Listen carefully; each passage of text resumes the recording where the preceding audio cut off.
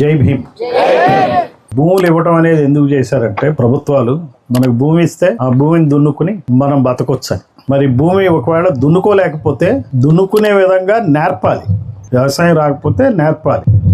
Levelling చేయకపోతే భూమిని చదువు చేయడానికి డబ్బులు ఇవ్వాలి ప్రభుత్వం. అంటే మనం రైతులుగా మారే విధంగా చేయాల్సిన బాధ్యత ప్రభుత్వానికి. అది చేయకుండా భూములు ఏమి దున్నుకోవట్లేదు, ఏం పంటలు పండించుకోవట్లేదని అబద్ధాలు రాసి తీసేసుకోవటం అనేది ఎంత అన్యాయం.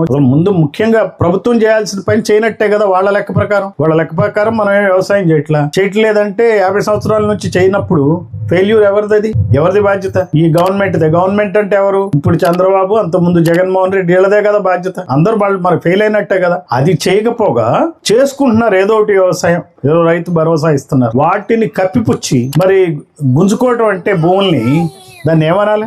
డెకాయిటీగా. అది డెకాయిటీ అంటే పట్టపగలే మన ఇది బంగారం దోచేసి ఇళ్ళు పగలగొట్టి దొంగలు దొరపడి దోసుకున్నట్టే. ఇది తెలియని దొంగతనంగా, మనకు తెలియకుండా పాకెట్ పికింగ్ అంటారు చూడండి. జేబు దొంగ కాదు వీళ్ళు, గజ దొంగలు. ఈ ప్రభుత్వం గజ దొంగలు అయిపోయారు. సో దీన్ని అసలు ఎంత ధైర్యం ఉండాలా? దళితులకు ఇచ్చిన భూమిని గుంజుకోవటానికి ఎంత ధైర్యం ఉండాలి అసలు ఈ ప్రభుత్వాలకి? అసలు ఈ బుద్ధి జ్ఞానం లేదు. సరే, ధైర్యం అంటే మనం ఎంత అవకాశం ఇస్తున్నాం వాళ్ళని. మనం అంటే చాలా చులకనగా ఉంది వాళ్ళకి. మనం దీన్ని ప్రశ్నించాల్సిన అవసరం ఉంది. ఇందాక పరంజ్యోతి గారు చెప్పినట్టు SC ST అట్రాసిటీ కేసులు ఈవెన్ ఎమ్మెల్యే మీద కూడా పెట్టాలి. ఎందుకంటే ఎమ్మెల్యే కదా ఈ ఏరియాలో పాలకుడు. అతను ఫోన్ చేసి MROకి చెప్తే MRO నోటీస్ ఇస్తాడు.